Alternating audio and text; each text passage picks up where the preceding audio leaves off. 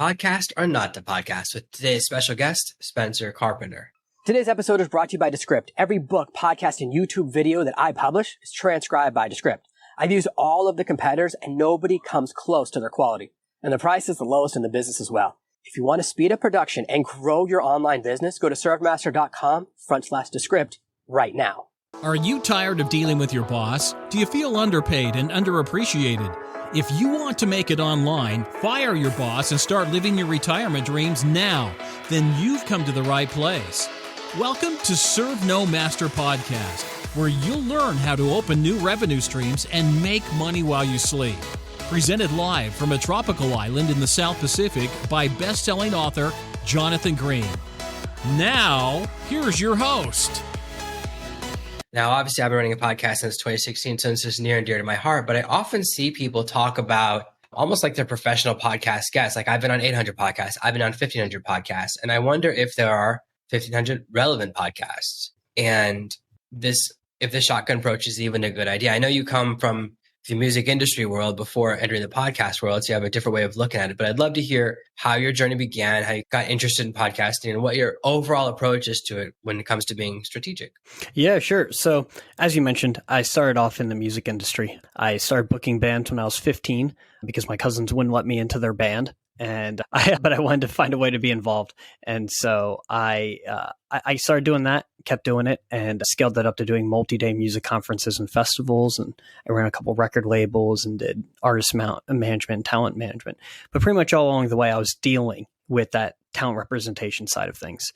And then when I found podcasts, I was listening to people that were sometimes their backstory said that I didn't do very well in school. I didn't really care about this subject or that subject, but I'm able to apply my skills and interests in this area. And I realized that those people are, while they're just classified by what their job is, they're talented at what they do. And I recognize that unless you're someone like Mark Cuban or Richard Branson, entrepreneurs and business people are not really looked at like talent. And so I wanted to go out there and find and help the people that are talented at what they do. And especially with COVID shutting down the industry, I saw podcasts as a way for people that could not go to conferences or expos or in-person meetups as a way to perform.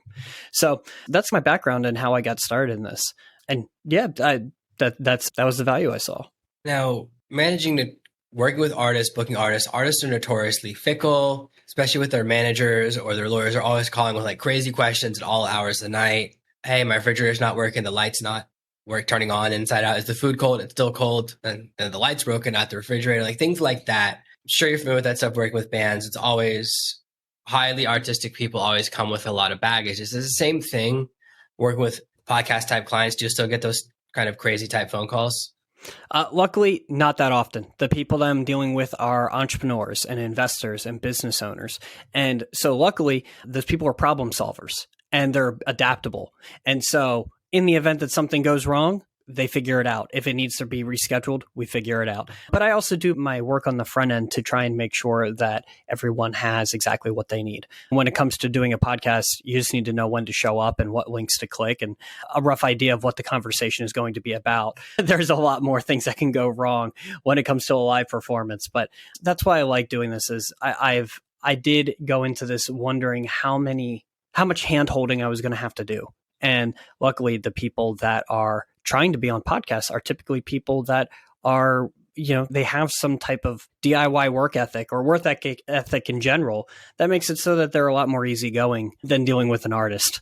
A lot of people's approach to getting on podcasts is not good. I get dozens of requests every single week of all different kinds. And a lot of the times when I get the pitch, the angle is, I'll be really interesting for your audience. And that's the benefit offered to me. And that's never what I look for. I always look for a guest who it's something I'm interested in, or they're doing something different than other people. The guest doesn't always have to be big following, big name. Obviously, I love that too.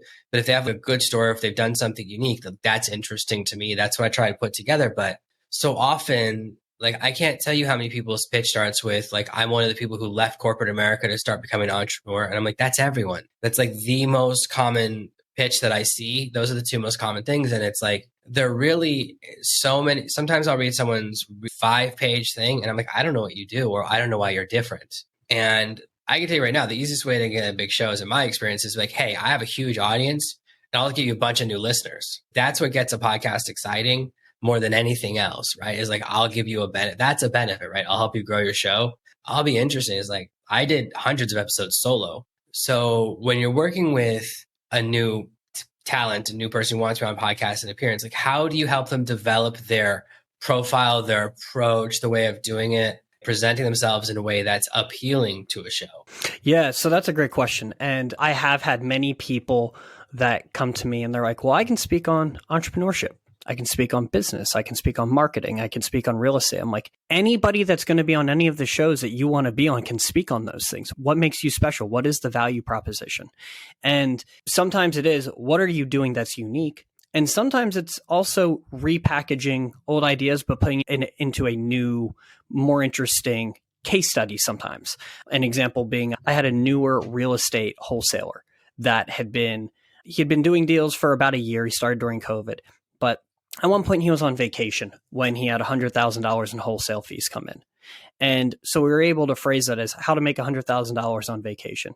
Now, he didn't do anything groundbreaking. He'd had good hiring practices. He had 3 well-trained employees and good systems in place. But that was able to give the host a reason to go back to that subject that they probably cover every 2 months about how important systems are and what you need to be implementing and how good hiring is and that sort of thing. So a lot of these shows, especially if they've done hundreds of episodes, it's not always going to be a brand new conversation, but it's how do you reinforce what these topics that are important and show new ways and new angles. But yeah, there are definitely other people that have something very unique to give, whether it be a product or a service or a strategy in investing or in business or in marketing or something along those lines. But the way I always start off a pitch for my clients is I'm reaching out about so-and-so being on insert show to discuss. And then I always lead with the top 2 to 3 topics that I think are going to bring value to the host and the listeners. And from there, I try to put the ball in the court of the host. You tell me, do these topics resonate with you and your audience? The one thing I have concluded is, even if I look at a show description and listen to a few episodes, I don't always know what the host wants. There have been times where where a host got back to me and they're like, we don't think this person's a fit. I'm like, well, he discusses literally everything that you have previously discussed at a higher level sometimes. And still they don't think it's a good fit. And I always respect that. But I am always trying to figure out what it is that appeals to the host. But I do that first by leading with what I think is going to be interesting to people. And as someone that's an entrepreneur myself, being able to develop these pitches with my clients, I'm able to find the things that I think are interesting. And that's how I usually start off. Yeah, I'm thinking about it from when I'm looking at someone's pitch, what I like and don't like. And I can tell you that sometimes, like, someone seems like they'd be the perfect guest, and I look at their profile, their social, I go, I don't know, I just don't like this person. I know that sounds like a little bit crazy, but I guarantee you that's probably 10 or 20% of the time. And then my process is always, I look for, do they have a large audience somewhere? Like, that's the first thing I look at, right? That's just being honest, right? Oh, they have a huge TikTok following. Do they have an Instagram following? They have a huge LinkedIn following. I'm always like disappointed because nobody on, like, they could have 80,000 LinkedIn followers and their last 10 comments got like 1. I'm like, I don't know if LinkedIn followers do anything. It seems like the platform where there's no engagement. It seems like the one platform where there's no proof you have real followers. So that's the next thing I look at. And then I look at their area. What are they doing? Is it something interesting? Is it something, I like things I don't know anything about, right? Like, I have had people on that are brain trainers. When I have someone on real estate, I had someone on real estate who's working with their stepdad. I was like, that's interesting. I want to hear about that because that's like my nightmare, right? Like, what a complicated situation. And it's like, that's very interesting to me, right? So I look for something like that where either what they're doing is really interesting to my audience and it's new, or something from their story is unique. And a lot of people really miss it on the how to be unique, right? Because they self-describe and it's like, what are the things you can talk about? And it's tricky, right? It's hard to write things that are specific for every different show. And so they have the generic thing they send to everyone. And I can talk about leaving corporate America. I can talk about entrepreneurship. I can talk about, I really get turned off when people are like, go too far down the coaching coaches who coach coaches, like that path. because it's too generic. I want something specific. It's like, oh, I coach people to do this. Then I get interested, right? So specificity lets me quickly know if I like or don't like someone, right? I mean, that's like the fourth thing I look at. And it's like, is there something this person can talk about that's going to be really unique or different? We're always trying to find that. And it is that there are so many people that want to be on shows right now and trying to figure out, does this person know what they're talking about? Like a lot of people be honestly, fake stuff in there. Like they'll put in, I can tell if someone has fake Instagram followers. Like I don't have to be a master detective. If someone has 50,000 followers and their last post has one, I know something's up, right? They have zero engagement. So I see that sometimes and I go, well, that's like a bad sign, right? Even if I already liked them, I go, oh, this person's doing something I don't like. Or, I've been in the author space for a long time. I know everything about it. I've done really big books with a lot of people. So if someone's like, I'm a best-selling author, I'm going to look up your book and I'm going to know. Right? Like I'm going to know right away if they cook those numbers. I'm like, you're a best-selling author. You got 4 reviews. Right. And I'm like, I know how the Amazon algorithm works. So I always know what that really means. And I look at that. I've seen someone, they say that and they don't even have a book. I'm like, what's going on here? So those are like obvious dumb mistakes, but there are things that like when you're looking who to book on your show, like the first thing is obviously like, are they going to grow my show? The second one is, are they going to be interesting or offer value? The third one is, are they going to be interesting? Right. And then you're just looking for things that are like, I've done about 4 episodes I'll never release. It's like sometimes I did one just earlier today, 2 episodes ago. I had one that was like at the end of it, she goes, I don't know what went wrong here, but you're not going to release this, are you? I was like, yeah, I don't know what happened. But this was like a bad fit, right? Like we were just having 2 different conversations. It felt so uncomfortable. And sometimes that happens and you're always trying to like, and she's like, this is the first time this ever happened. I was like, well, it's happened to me 4 times. So I guess it's like, I have more higher frequency of that, but I just feel like sometimes personalities clash. So that's a lot of what I look for when trying to look at a guest, because you're trying to make a decision fast. I actually hate when someone sends me a really long email. I want the short one because honestly, I'm just going to go look at your socials to see what your vibe is like. And like people, especially if you say I'm a social media manager, if you say that, you better have some killer look. Like it has to look cool, right? Like whatever you say you're good at, that's the thing. You got to have something that shows that. Don't say you're like a master of social media and then you have 400 followers, or like if you have 200 TikTok followers, like that's such a red flag for me because TikTok gives you a couple hundred followers just for signing up. So I look at all of those things and it is tricky because there's more and more people wanting to get on podcasts now, which means there's more and more like noise to separate who knows what they're talking about and who cares. Like a lot of people just want to be on as many shows as they can and they don't care. Or they look at like the sites that tells you like the percentage. Like my podcast is listed in the top 2.5% of shows, but literally every show I've ever looked up is listed as the top 2.5% on one of those sites. It's like, is anyone even in the top 3%? I've never seen anyone below 2.5. So some of that murky data immediately generates a whole bunch of people that don't even think about if they're a good fit. They're like, I just want to be on every show I can. Now that's a long-winded answer. It's for those reasons I usually try not to lead, unless I know it's real and they are a big name. I try not to lead with how big the social media following is. And it's because there are too many games that are being played with it. And there's too many easy ways to buy your followers or your likes or whatever it might be. And more often than not, at least when it comes to the people that I'm working with, they came to me because they didn't focus on their marketing enough, or they're older and they don't care about focusing on the social media as much. They still want to be able to, this is usually a part of their program to start being more engaged on social media. It's like, let me get some podcasts and repurpose that content. And so I do think that, at least for the people I work with, a lot of the time it is focused on what is it, how are we making their content the best it can be and what they're going to talk about the best it can be. And I found that sometimes I've worked with a lot of people in like finance and financial planners and stuff like that. And their hands are tied on being unique and creative for the most part. They all do the same thing. Those that have done really well are the people that have a good story that shows they are actually passionate about why they do it. And so I have a client right now that she focuses on helping businesses be sellable when it comes time. She looks for small businesses that are mom and pop owned. They're using the business as a way of retirement at some point, whether that's selling the business or being able to operate the business passively when they retire. And the reason she does this is because she was an immigrant. Her parents came over and they had an import-export business. And her father got diagnosed with a terminal illness that made it so that for the next 8 years, her mom had to take care of him. They had to close their business and it wasn't in a position to sell. And it wasn't in a position to make money without them there. And she just watched it ruin her parents' lives. And so she just wants to make sure everyone thinks like one day I'll sell it. One day we'll get there. And she's just like, no, you got to be planning on this at least a few years in advance. If you're near that age, you're not just going to be able to put it up for sale and get what you want out of it, especially if you're doing write-offs all the time and showing that you make no money to the IRS. People are only going to value your business based on what the profit is. That's just like one very small basic step. And she helps people walk through that. And so she's a financial planner.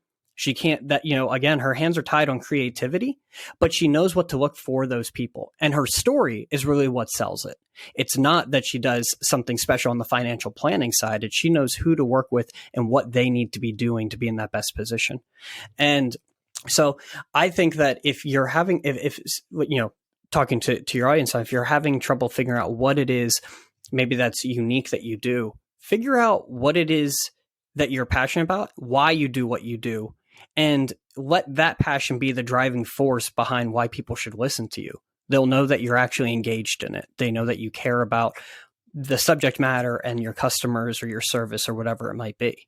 So all of that is to go back to, I think there's a lot of games in the social media space, just like you said, and that's why I don't focus on it as much. But yeah. Yeah, there's always people who weight different platforms. Like I was reached out by one of the big 5 publishers to do a book, and they were like, well, the advance is based on how many Twitter followers you have. And I was like, what?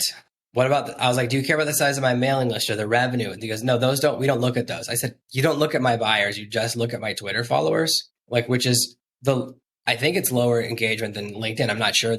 Nobody clicks on links from tweets. It's like, because so many tweets go out per day, whereas I only send 1 email a day. But there's always people that I'm like, oh, you just learned about the internet last week. You just know about one platform. You don't I can always tell that stuff when I'm dealing with someone who's from traditional business, they're out of touch with it, or they're looking at the wrong metrics. Definitely in the book industry, right? Like I think 14 publishers turned down Harry Potter and none of the people got fired. Like I told everyone who works for me, if you lose me $1 billion, you're fired. Like auto rule. The fact that you can turn down the most successful book of all time, like this book is terrible. Like you should definitely be fired if your job is reviewing books. And yet, so there is this challenge when you come from traditional industries where they have no knowledge of what works and what doesn't. But also you have a lot of people that think that being a podcast guest is a great way to get famous. And I'm not sure that it is. Like, I'm not really sure that people go, oh, I listen to someone on 50 different podcasts because I love that guest. I just don't know that's really a real thing. Maybe I'm wrong, but that's one of my perceptions. I think it can be when you're on the right show strategically, if it's the right fit, then it can be a really good benefit to both of you. But there's a strategic element. I think that's a lot of what you do, which is like, what is the right type of show for this person? Like I work with someone, I do book coaching, and her book is about intimacy. I'm like, there's only certain podcasts that you can go on, right? You can't go on book podcasts or business podcasts because your book's about a very specific topic having to do with relationships and adult stuff, right? So it's like that immediately changes the entire platform. Now, I always get asked whenever I do appearance on a show, and I don't do that many guest appearances, this is what I do, right? And then they're always like, well, did you listen to a couple of my episodes to see what we're all about? I'm like, of course not. I never do that. Let's be honest. Like whenever someone actually listens to even when people tell me they listened to a couple of my past episodes, I'm like, I don't know if it's really true. I don't know. That's a lot of time, right? Some of my episodes are 45 minutes or an hour long. You spent 3 hours listening to my back catalog to get a feel for it. Like, great. That's a lot of research and that's cool. But I always wonder about that, like how important that is. Obviously, you don't want to be totally surprised. Like you go on a podcast, you find out they do like games or surprises and stuff. But like, how do you approach the strategic element, and how much research about a show does a person actually have to do in order to have a good experience and come up and bring their A game? Yeah. So, I mean, I definitely instruct all of my clients to go and listen to at least one interview before they get on. Whether or not they do it, I can't be sure. I know there are a few that have like really impressed me with it. They're like, oh man, if we have to reschedule, like I really need to think about this because I want to listen to 3 of their episodes before. I'm like, I really appreciate that. I'm sure the host will too. That's really cool of you. But I instruct most of them, and not many have gotten back to me saying they did it, just to be quite frank. And again, that's part of the reason I also want to lead with is what my client has to offer, what's going to be relevant to the host. Because there are some hosts that are like this. There's some hosts that use this as a fun hobby. Maybe it serves some purpose in their business, but it's just fun for them. And in those instances, they are usually a little more picky about this being something that is real. Everyone is pulling their weight and giving, making sure it's the perfect guest they're going to have the perfect conversation with. But a majority of the podcasts in the business and entrepreneurship and investing space, they're driving business. This is a tool. And it does not have to be the perfect fit, in my opinion. And that's not to say that their conversations don't come out well, but they are not necessarily going to be upset if they find out the person didn't listen to their podcast in advance, as long as they know what they're talking about and they're able to bring value to the guest. That's my experience. I'm sure there are some people that are going to disagree with me on that. It's in terms of the reach and getting famous and that sort of thing. I mean, I look at it like this. There are lots of people that jump at the opportunity to do any type of speaking engagement, whether it be to a local meetup group of 20 people or in some sort of corporate environment where maybe it's a few hundred people talking to a specific section of a company. A podcast is a great opportunity to get in front of hundreds of people no matter what. There are very few podcasts that are still going after a year if they don't break 50 people, 50 downloads in their audience. So I usually like to look for shows that are at least a year old or maybe 6 months old or something like that. I want to see that the host has some experience on giving interviews because, any host that is given more than 24 has started to pick up a feel. They get comfortable with it. And that always is going to hedge your bets that the interview comes out, even if maybe, it comes out well, even if maybe the subject matter wasn't exactly what they expected, or maybe the guest got off track a little bit. There are certainly people that just get off track with their thoughts. They're not polished media givers. They don't go on CNN. A lot of the people doing podcast guests, they're doing it for the first time, or they've only done a handful, which I think brings a natural and organic feel to the conversation. I've had people that say, I'm really nervous that, like, I said a lot of uhs and ums and that sort of thing. And I'm like, that's fine. That shows that you're human. It shows that you're a normal person. And usually people are okay with that. So the record straight with clients, like, you're not getting on Rogan. I'm not getting you on Rogan, at least. I'm going to do my best to get you on shows that have the greatest reach possible.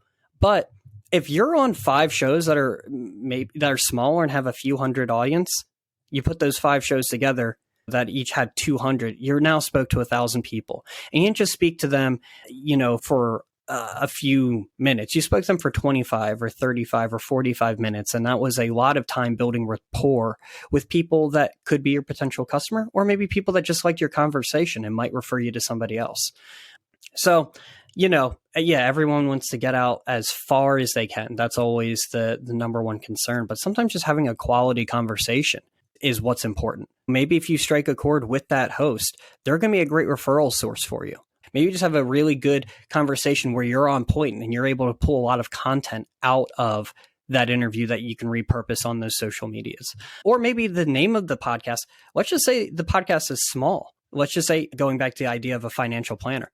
If it's called the Financial Planning Podcast, I don't care if it only has 2 5-star reviews and 20 listeners. For SEO purposes, that's the perfect show to be on. So it also comes back to what's the person's goal. I do have clients that just say, I just have a new business. I need good SEO. There are other people that say, I'm raising money, and so I need to be in front of the right people. And then some people that just understand that generally having a whole bunch of different marketing opportunities always works out for them.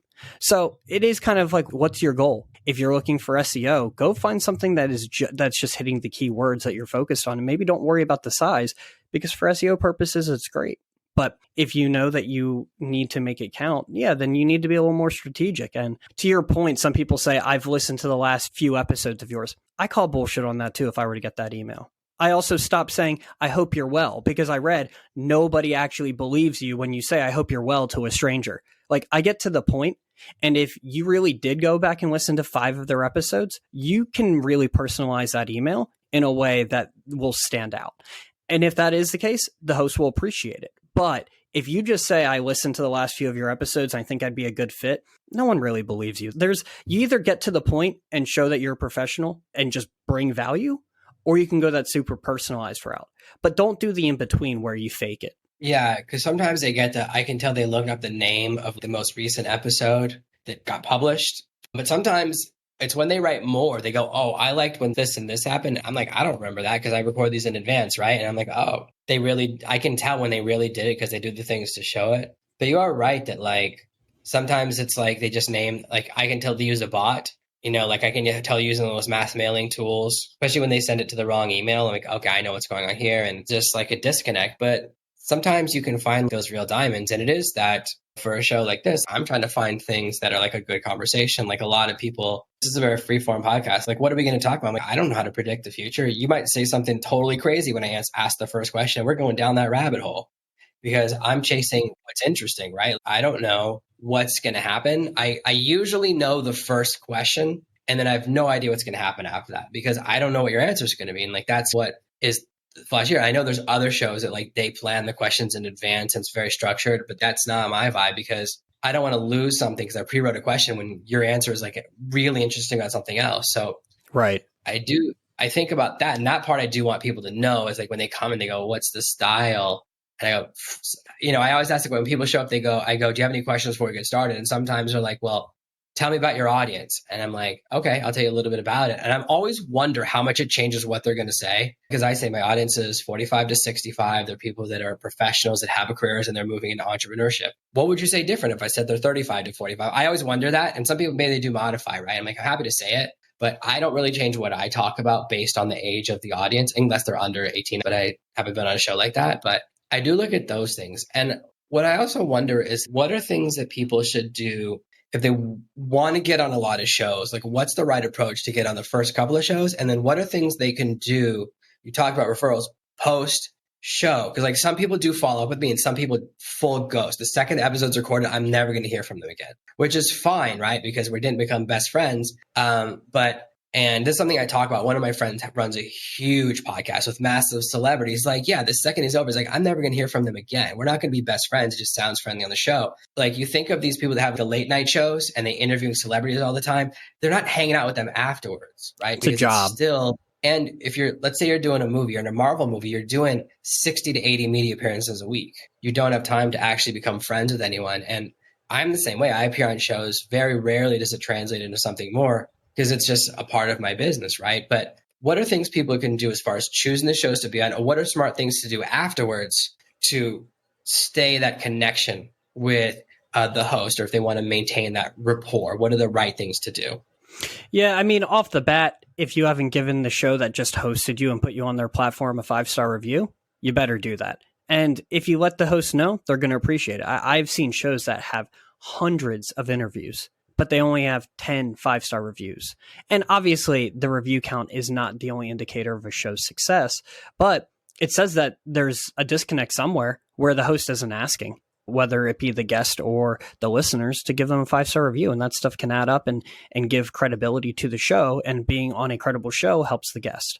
Obviously, taking it further, if you're doing interviews, you better be sharing them. They on whatever social media or whatever platform you use as a way to let people know what you're doing, you better be posting those interviews because it's free content that the host took the time to edit. You already put in the time.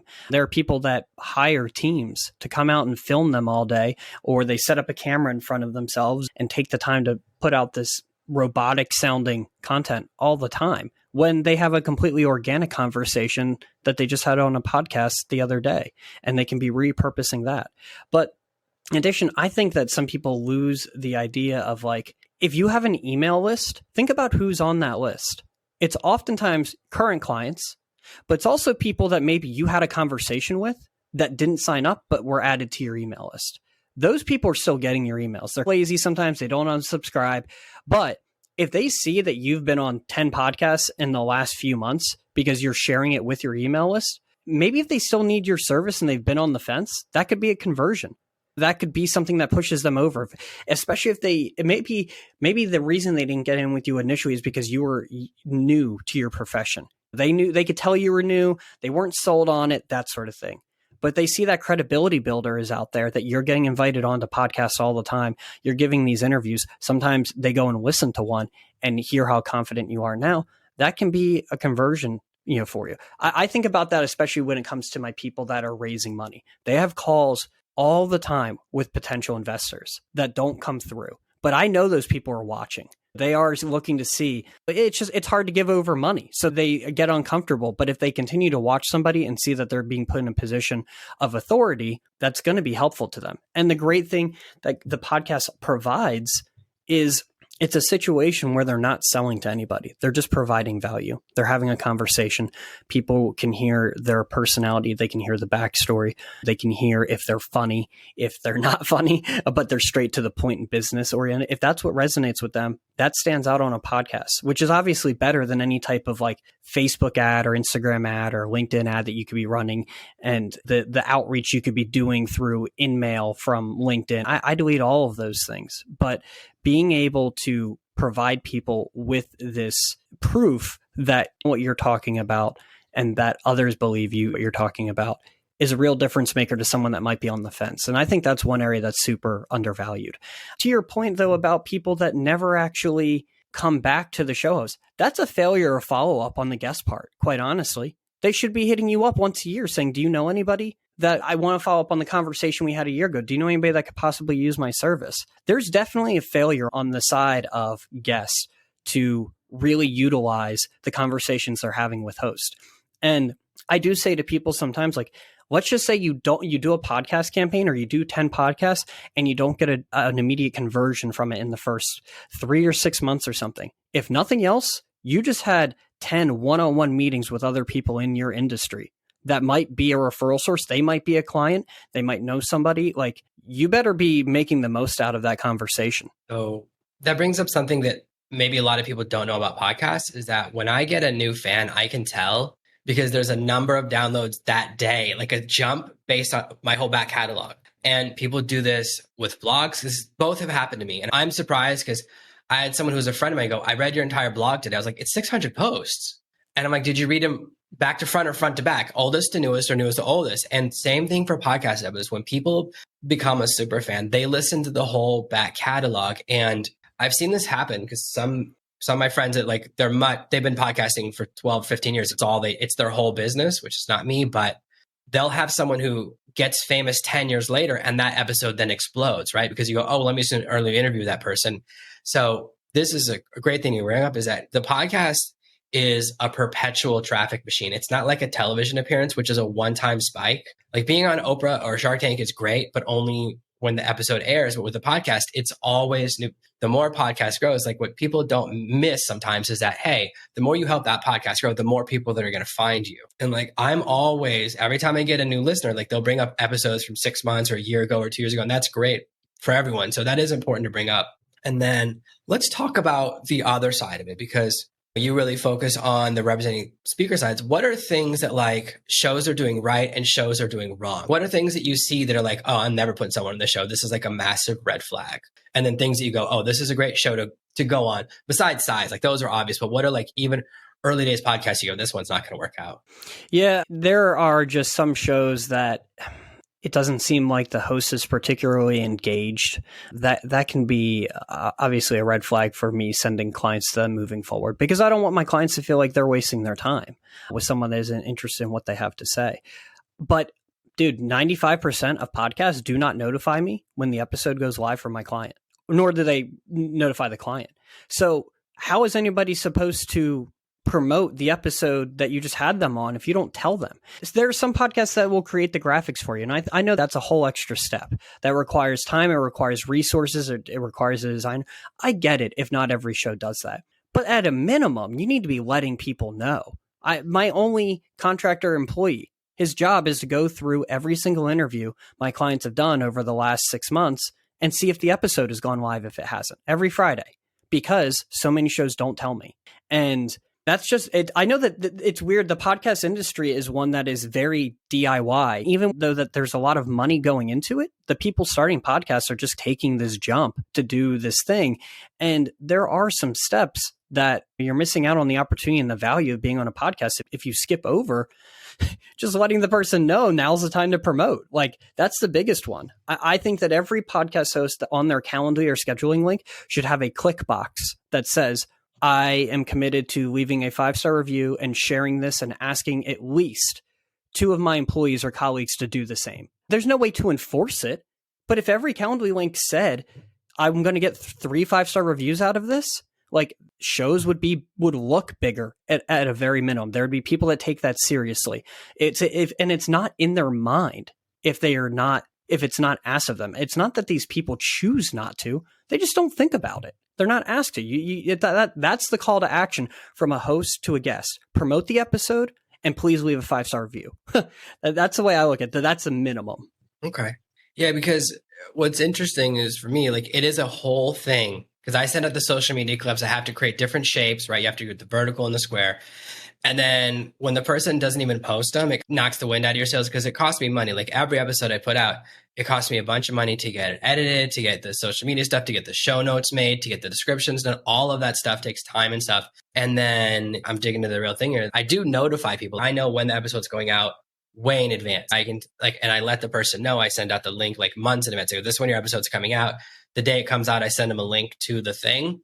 But what you're saying is very interesting. I'm always looking for ways to do things better. So I like what you're saying. I always feel weird asking people to interview the show they're on because all my reviews are from people that are just listeners, right? That's generate. But when I look at a show that invites me on, I do look at the ratio. If there's 500 episodes and 4 reviews, I'm like, there's nobody listening. That's like desolate. I look for at least one. Is there at least one review per every 4 episodes? So if it's 200 episodes, I want to see 50 reviews. Obviously higher than that's better. But yeah, it does to me. And this is an engineer. It feels weird to be like, hey, review a show that you were on, not that you listened to. But it does make sense for growth. I'm not always telling people that they need to write a review about how amazing the interview was, but go give it a 5-star review, like at a minimum. And I'm curious, I know that this would require more resources. So I can't imagine that you have somebody that can go and follow up with every single guest look on their social media and ask them if they see if they post it. But could you set up 2 follow-up, 1 in a month, and say, hey, just wanted to check and make sure you saw this and that you shared it. And then maybe one that's 2.5 months later and say, hey, did you get any response from this? Did you get any leads from this? Just curious. And it's at least going to remind them, like, you better be sharing this because we're following up with you. Again, who knows how many people, there's no way to enforce it. And it would take time for you to actually go through and call out everybody that didn't. But just setting up an automated email that checks in with them every month or 2.5 months would push them a little bit more to remind them, hey, you've got this free piece of content. You better go put it out there. Okay. I like that because it is that thing of like, oh, people will only share it the week it comes out or those things and like that. So this is interesting to me because I do love this show. Like, I'm passionate about it. I put a lot of time in it, and it's always being strategic sometimes. Like, I'm so strategic about other parts of my business, and I put a lot of effort into this part. Like, put ages in it, put in the studio, the sound, the recording, choosing the guests, all of that stuff. But it's the after part that comes. There's so much extra mechanics that come afterwards. Creating social media posts, letting people know, doing the follow-up, creating those things. And people get busy. So I like what you're doing. And those tasks aren't like the revenue generators. That's why it's hard to prioritize them. It's just the service side of it. But you mentioned that like sometimes people see the spike if they actually pay to be on TV. I know a guy that like did pay to be on a local news station and he just reposts that every 6 months.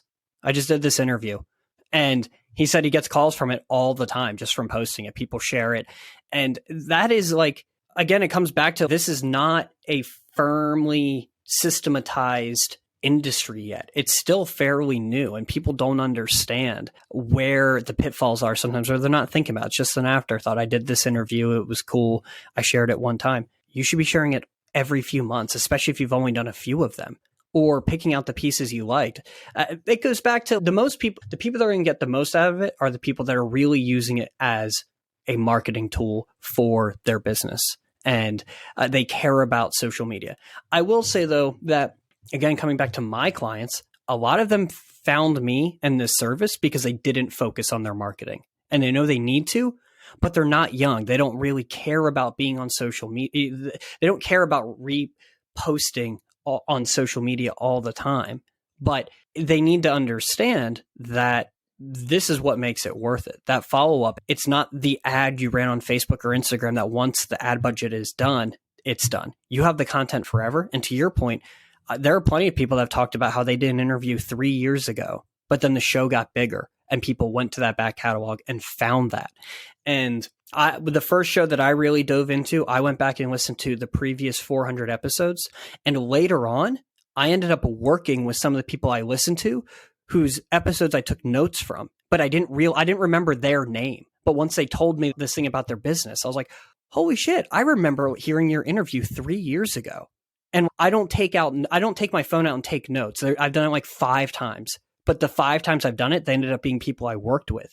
And I remembered when I heard something referring to that part of their business. It wasn't even they said I talked about this on that interview. I just remembered later on because it's really stood out to me. Yeah, that's very interesting. I think that this has been like a really cool episode. Definitely been helpful for me. I know a lot of people will be interested because a lot of people don't have a firm understanding of the business of podcasting and being a guest and seeing like the ways to use it or not use it. I think that a lot of people think that they can't use content from the episode because it's not their show. I wonder if people think that like, oh, I can't, right? Unless someone sends me a clip, I can't use it. I'm wondering if people have that thought that it's like, oh, wait a minute, it's not my property. Like, as though I'd be upset if someone like cut their own clip of an episode and used it. But that's interesting. If that's a thought they have, I've never had a podcast deny me the raw Zoom video or whatever video audio. They've never once said no. With that in mind, I've only had a few people that actually asked me to go back and get it. No, this is really cool. I think this has been really great. So I know some people are going to be like, oh, I want to learn more about Spencer. I want to learn more about podcasting, see if it's the right thing for me. Where's the best place for people to find you online? Yeah, so outlieraudio.com, OUTLIERAUDIO.com. My Instagram is just my name, Spencer Carpenter. My business Instagram is the same thing, Outlier Audio. And you can also find me on LinkedIn. So yeah, all the major spots. Awesome. So guys, check it out. That's Spencer Carpenter from outlieraudio.com. Thank you so much for being here. It's been really cool today. Thanks, Jonathan. I appreciate it. Thanks for listening to today's episode. I love podcasting and it's never too late to start your amazing podcast. Get started with my free guide at servemaster.com/checklist. Thank you for listening to this week's episode of the Serve No Master podcast. Make sure you subscribe so you never miss another episode. We'll be back next week with more tips and tactics on how to escape the rat race. Please take a moment to leave a review at servenomaster.com/iTunes. It helps the show grow, and more listeners means more content for you. Thanks again, and we'll see you next week.